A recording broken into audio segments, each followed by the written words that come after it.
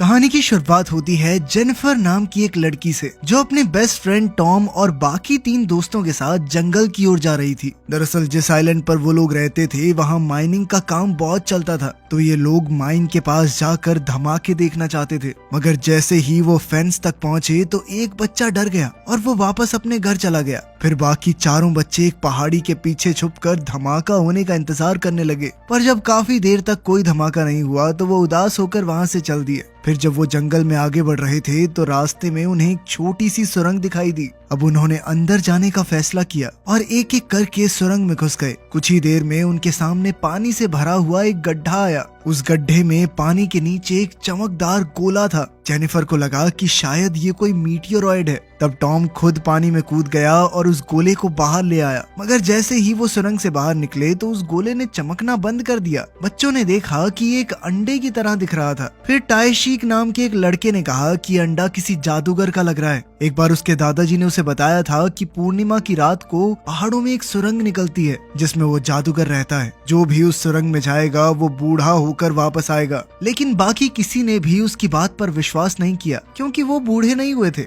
उसी समय जेनिफर को एहसास हुआ कि उसकी माँ की दी हुई हेयर पिन गुम हो गई थी। अब वो उसे ढूंढने के लिए तुरंत सुरंग में गई और बाकी बच्चे अंडे के साथ वहीं रुक गए। वो ये जानना चाहते थे कि इस अंडे में है क्या, इसीलिए उन्होंने जेनिफर का इंतजार किए बिना ही अंडा जमीन पर फेंक कर तोड़ दिया। मगर ये क्या, अंडा तो एकदम खाली था। फिर जब कुछ देर तक जेनिफर वापस नहीं लौटी तो टॉम खुद सुरंग में गया और उसने देखा कि जेनिफर अपनी जगह पर जम चुकी थी। टॉम ने उसे हिलाकर उससे बात करने की कोशिश की, पर जेनिफर तो मानो एक मूर्ति बन चुकी थी। तभी अचानक उसकी नजर पानी की बूंद पर पड़ी जो हवा में रुकी हुई थी। फिर वो फटाफट सुरंग से बाहर आया और उन्होंने आसमान में देखा कि सभी पंछी भी हवा में ही रुक गए थे। इसके बाद तीनों लड़के वापस शहर गए तो पता चला कि पूरी दुनिया वहीं जम चुकी थी। तब उन्हें एहसास हुआ कि उनके अलावा पूरी दुनिया के लिए समय रुक गया था। खैर, इसके बाद हम समय में थोड़ा पीछे जाते हैं, जब एक चाइल्ड साइकेट्रिस्ट जेनिफर का इंटरव्यू ले रही थी। जैसे ही डॉक्टर ने इंटरव्यू के लिए कैमरा लगाया तो जेनिफर थोड़ा घबरा गई। डॉक्टर ने उसे अपनी कहानी शुरुआत से बताने को कहा। जेनिफर ने कहा कि कुछ साल पहले उसकी माँ ने डो क्यू नाम के एक आदमी से शादी की, पर फिर कुछ ही समय बाद उसकी माँ चल बसी और तब से जेनिफर डो क्यू के साथ ही रह रही थी। डो क्यू हवानो नाम के एक आइलैंड पर एक कंस्ट्रक्शन साइट में काम करता था, इसीलिए जल्द ही वो दोनों इस आइलैंड पर ही रहने आ गए। अपनी माँ की मौत के बाद जेनिफर कभी खुश नहीं रह पाई थी। वो किसी से ज्यादा बात नहीं करती थी और उसे डो क्यू भी पसंद नहीं था। खैर, अब आइलैंड पर वो एक नए स्कूल में गई जहाँ वो नए दोस्त बना सकती थी, पर यहाँ भी वो अकेला रहना ही पसंद करती। उधर डो क्यू कंस्ट्रक्शन साइट का चीफ था, इसीलिए उसे रात भर काम पर ही रहना पड़ता। वहाँ पर लगातार जोरदार धमाके होते थे, इसलिए आम लोगों को वहाँ से दूर रहने की चेतावनी दी गई थी। फिर एक रात जेनिफर अपने फोन में अपने व्लॉग पर वर्म होल के बारे में कमेंट्स पढ़ रही थी। जब जेनिफर की माँ की मौत हुई तो वो भी इस दुनिया से बाहर चले जाना चाहती थी और इसी के तरीके ढूंढते हुए उसे वर्म होल्स और आत्माओं में दिलचस्पी हुई। वो अक्सर अपने स्कूल के कंप्यूटर पर भी इंटरनेट पर लोगों से इस बारे में बात करती रहती। मगर एक दिन उसने गलती से कंप्यूटर चालू छोड़ दिया, जिससे उसकी क्लास के बाकी बच्चों ने उसके कमेंट्स पढ़ लिए और वो सभी लोग उसे अजीब कहकर उसका मजाक उड़ाने लगे। बाद में जब वो घर लौट रही थी तो उसकी मुलाकात टॉम नाम के एक लड़के से हुई। टॉम अनाथ आश्रम में रहता था और उसने जेनिफर से दोस्ती करने की कोशिश की, पर जेनिफर उसे नजरअंदाज करके चली गई। फिर अगले दिन लंच के दौरान उसने देखा कि टॉम और उसके दोस्त जेनिफर के ब्लॉग के बारे में बातचीत कर रहे थे। टॉम ने कहा कि मैं तुम्हारी वर्म होल्स और पोर्टल्स पर लिखी हुई बातें पढ़कर मानो किसी और ही दुनिया में पहुंच गया था। फिर स्कूल की छुट्टी के बाद टॉम जेनिफर का पीछा करने लगा। जब जेनिफर ने उससे पूछा कि तुम मेरा पीछा क्यों कर रहे हो, तो टॉम ने कहा कि तुम्हारे ब्लॉग पर लिखी हुई सारी बातों पर मुझे पूरा यकीन है।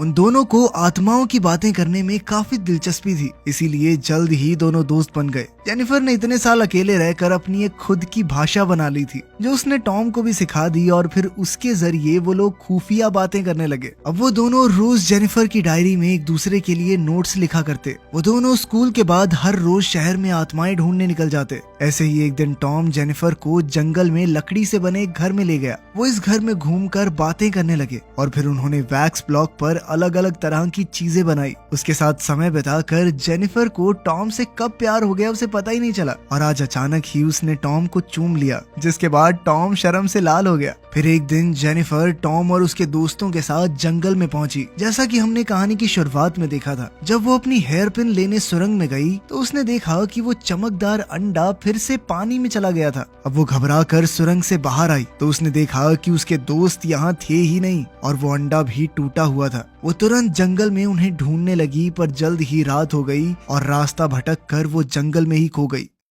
अगले दिन बच्चों को ढूंढने के लिए पुलिस फोर्स जंगल में पहुंची। इस केस का हेड डिटेक्टिव आहान था। जल्द ही पुलिस को जंगल में जेनिफर बेहोशी की हालत में मिली। खुशकिस्मती से वो जिंदा थी, इसीलिए उसे जल्द से जल्द हॉस्पिटल पहुंचाया गया। कुछ देर बाद डिटेक्टिव ने उससे पूछा कि बाकी बच्चे कहाँ पर हैं, तो जेनिफर ने उसे सुरंग और चमकते हुए अंडे के बारे में सब कुछ बता दिया। लेकिन डिटेक्टिव और बाकी किसी ने भी जेनिफर की इस कहानी पर यकीन नहीं किया। वो उन्हें सुरंग दिखाने के लिए अपने साथ जंगल में ले आई, लेकिन वो सुरंग तो मानो गायब ही हो गई थी। तभी डिटेक्टिव को खबर मिली कि उन तीनों लड़कों में से एक, जिसका नाम वूक था, उसकी लाश शहर से 20 किलोमीटर दूर एक बीच पर जमीन में दफन मिली थी। पोस्टमार्टम से पता चला कि उसकी मौत का कारण अस्थमा अटैक था। अब किसी ने तो उसे जमीन में दफनाया था, तो वो समझ गए कि किसी ने तीनों बच्चों को अगवा कर लिया है। इस घटना के बाद कई हफ्ते बीत गए, मगर अब तक बाकी बच्चों का कोई सुराग नहीं लग पाया। इधर टॉम के गायब हो जाने के बाद जेनिफर फिर से पहले की तरह अकेली रहने लगी। उसे भी बाकियों की तरह कुछ भी समझ नहीं आ रहा था, पर जब भी वो सच कहती तो उसकी बात पर कोई यकीन नहीं करता था। फिर एक दिन अचानक उसके घर के बाहर से शोर सुनाई दिया। उसने बाहर जाकर देखा तो उसे एक आदमी जंगल की ओर भागता दिखाई दिया।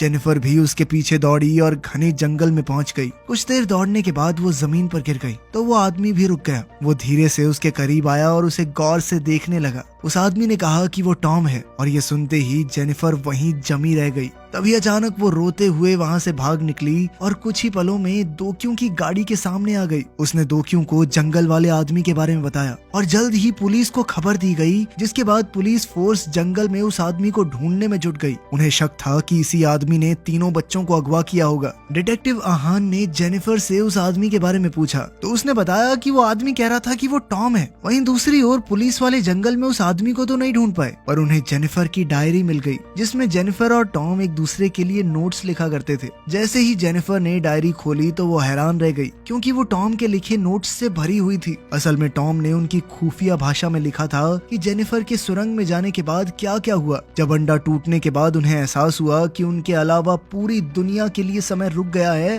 तो वो बेहद खुश हुए, क्योंकि अब वो जो चाहे कर सकते थे। शुरुआत में कुछ दिन तो उन्होंने खूब मौज मस्ती की। वो अपनी मर्जी से खाना खाते और जब मर्जी सो जाते। साथ ही वो पूरा दिन अलग अलग जगहों पर खेलते रहते। मगर लगभग 1 महीने बाद वो बोर हो गए, तो उन्होंने सोचा कि इस आइलैंड से बाहर निकलकर दुनिया घूमते हैं। वो ये देखना चाहते थे कि क्या इस धरती पर सिर्फ वही हिलडुल नहीं पा रहे। लेकिन जल्द ही उन्हें एहसास हुआ कि समुद्र का पानी भी रुक चुका था, जिसका मतलब था कि अगर वो बोट लेकर निकले तो वो डूब जाएगी, तैरेगी नहीं। इधर असलियत में डायरी पढ़ते हुए जेनिफर को एहसास हुआ कि जंगल में उसे जो आदमी मिला था वो असल में टॉम ही था। उसने तुरंत डायरी बंद की और पुलिस को उस तक पहुंचने से रोकने का प्लान सोचने लगी। अगर पुलिस ने उसे ढूंढ निकाला तो वो जरूर उसे किडनैपर समझकर जेल में कैद कर देंगे। आखिरकार जेनिफर ने झूठ कह दिया कि उसने जंगल में किसी को नहीं देखा, उसको वहम हुआ होगा। पुलिस ने उसकी बात पर यकीन कर लिया, जिसके बाद जेनिफर फिर से डायरी पढ़ने लगी। कुछ महीने बीत जाने के बाद तीनों लड़के अब एक मॉल में एक टेंट में रहने लगे थे। लेकिन दिन ब दिन वूक की तबीयत बिगड़ती जा रही थी, क्योंकि उसे अस्थमा था और उसका इनहेलर अब काम नहीं कर रहा था। एक रात उसका दम घुटने लगा और वो अपने दोस्तों के सामने ही तड़प तड़प कर मर गया। अपने दोस्त को खोकर टॉम और टाई शीक बहुत बुरी तरह रोने लगे। आखिरकार भारी मन के साथ उन्होंने वूक की लाश को बीच पर ले जाकर जमीन में दफना दिया। मरने के बाद वूक का शरीर भी बाकी इंसानों की तरह मूर्ति बन चुका था। देखते ही देखते 5 साल बीत गए, मगर दुनिया अब भी वैसी की वैसी थी। अब दोनों बच्चे बड़े हो चुके थे। हालांकि वो इतने सालों से अकेले रह रहे थे, पर अब भी उन्हें उम्मीद थी कि किसी दिन दुनिया फिर से पहले जैसी हो जाएगी। टॉम ने हिसाब लगाया कि जब वो 20 साल के हो जाएंगे तो समय फिर से चलने लगेगा।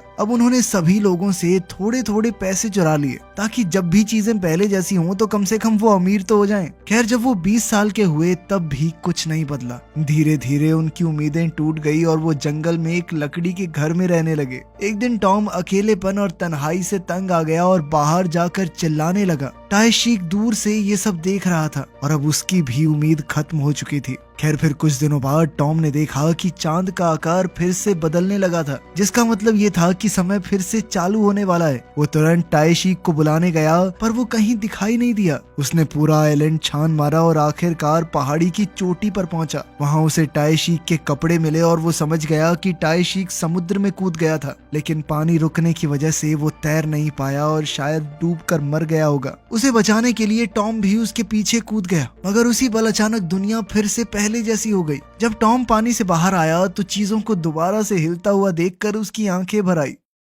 इधर पूरी डायरी पढ़ने के बाद जेनिफर जंगल में उसी लकड़ी के घर में पहुंची। आखिरकार वो टॉम से मिली और फिर उन्होंने पूरी दुनिया को इस कहानी का सच बताने की सोची, मगर जेनिफर को पूरा विश्वास था कि कोई भी उन पर यकीन नहीं करने वाला। वहीं दूसरी ओर पुलिस ने सीसीटीवी फुटेज से देखा कि टॉम इस वक्त जंगल में था। उन्हें शक हो गया कि वही किडनैपर है। फिर रात को टॉम जेनिफर के कमरे में जा पहुंचा क्योंकि वो बेहद अकेला महसूस कर रहा था। वो इतने सालों से अकेला रह रहा था और अब बिल्कुल एक पल के लिए भी अकेला नहीं रहना चाहता था। फिर अगले दिन टाइशीक के माँ बाप कंस्ट्रक्शन साइट पर आ गए और दोखियों पर अपने बच्चों को अगवा करने का इल्जाम लगाने लगे। उनका मानना था कि कंस्ट्रक्शन साइट पर हुए धमाके में उनके बेटे की मौत हो गई थी और अब जेनिफर किडनैपर की कहानियां बनाकर अपने पिता को बचाने की कोशिश कर रही थी। उधर जेनिफर और टॉम चलते हुए उस अनाथ आश्रम में आ गए जहां टॉम रहा करता था। जेनिफर ने कहानी का सारा सच वार्डन को समझाया और फिर टॉम को बुलाते हुए बाहर चली गई, लेकिन उसी पल अचानक उसके पिता उसे जबरदस्ती खींचकर अपने साथ ले जाने लगे।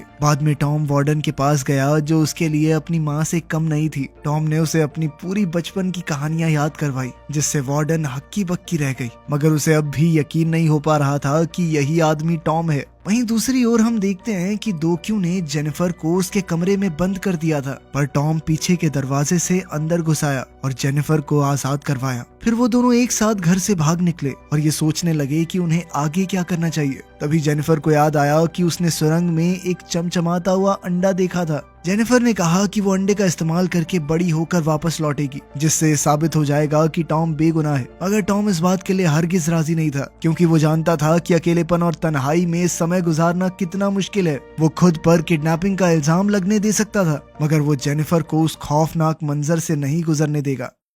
उधर दोक्यू ने घर पर देखा कि उसकी बेटी भाग गई थी। उसने जेनिफर के फोन पर लकड़ी के घर और टॉम की तस्वीर देखकर हिसाब लगाया कि वो जंगल में ही होगी। अब दोक्यू रात को चुपके से उस घर में पहुंचा और अचानक टॉम पर हमला बोल दिया। उसने जेनिफर को घर वापस ले जाने की कोशिश की, पर टॉम ने उसे एक ही वार में बेहोश कर दिया और जेनिफर के साथ फरार हो गया। फिर अगले दिन पुलिस ने जंगल वाले घर की तलाशी ली और उन्होंने हिसाब लगाया कि किडनैपर खुद को टॉम बताकर जेनिफर को धोखा दे रहा है। इधर जेनिफर और टॉम के भागने की खबर टीवी पर फैल चुकी थी और जल्द ही पुलिस ने उन दोनों को ढूंढ निकाला। पुलिस तेजी से उनका पीछा कर रही थी कि आखिरकार जेनिफर ने टॉम को बचाने के लिए खुद को पुलिस के हवाले कर दिया। जाने से पहले जेनिफर ने टॉम को सुरंग पर मिलने को कहा। बाद में डिटेक्टिव आहान ने जेनिफर को समझाने की कोशिश की कि ये किडनैपर तुम्हें झूठ बोल रहा है, पर जेनिफर ने उस पर विश्वास नहीं किया। फिर उसने बाथरूम जाने का बहाना बनाया और पुलिस को चकमा देकर जंगल की ओर भाग निकली। जब वो सुरंग में पहुंची तो वो चमचमाता अंडा बाहर ले आई और उसे टॉम के हाथ में रख दिया, मगर अब टॉम ने इसे लौटाने से मना कर दिया, क्योंकि वो नहीं चाहता था कि जेनिफर इसका इस्तेमाल करे। असल में वो खुद को पुलिस के हवाले करके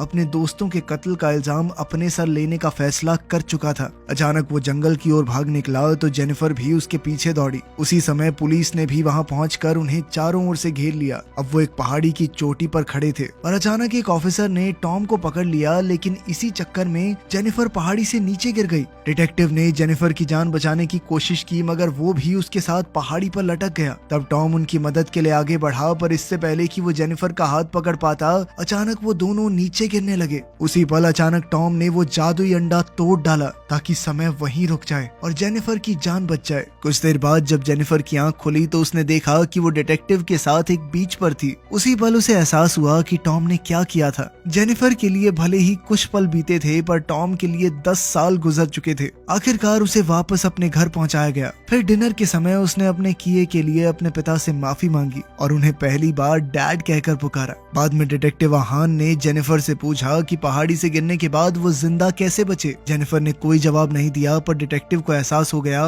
कि जेनिफर शुरुआत से सच ही बोल रही थी। डिटेक्टिव ने उसे कहा कि उसे मीडिया को झूठी गवाही देनी होगी कि किडनैपर ने उसे झूठ बोलकर बहलाया फुसलाया था, क्योंकि लोग किडनैपर के साथ साथ जेनिफर के ऊपर भी दोनों बच्चों को मारने का इल्जाम लगा रहे थे और ये झूठी गवाही देकर वो इन इल्जामों से बच सकती थी। आखिरकार जेनिफर की कहानी खत्म हुई। इतनी अद्भुत कहानी सुनकर साइकियाट्रिस्ट के होश उड़ गए और उसने कहा कि वो इस पर किताब लिखना चाहती है। कुछ महीनों बाद हम देखते हैं कि जेनिफर हाई स्कूल के लिए दूसरे शहर जा रही थी। जाने से पहले वो साइकियाट्रिस्ट से मिली तो उसने उसे अपनी लिखी हुई किताब दिखाई। बाद में बोट की ओर जाते हुए जेनिफर ने अपनी गाड़ी की खिड़की से अचानक टॉम को देखा तो वो उससे मिलने के लिए दौड़ी, लेकिन वहाँ कोई भी नहीं था। खैर कुछ देर बाद वो दोनों बोट के डेक पर मिले। उन्होंने एक दूसरे को देखा तो जेनिफर को एहसास हुआ कि टॉम 10 साल और बड़ा हो चुका है और उसने मन ही मन में अपनी जान बचाने के लिए टॉम का शुक्रिया अदा किया। वीडियो पसंद आई तो लाइक कर देना, चैनल को सब्सक्राइब कर लेना। मिलते हैं अगली वीडियो में।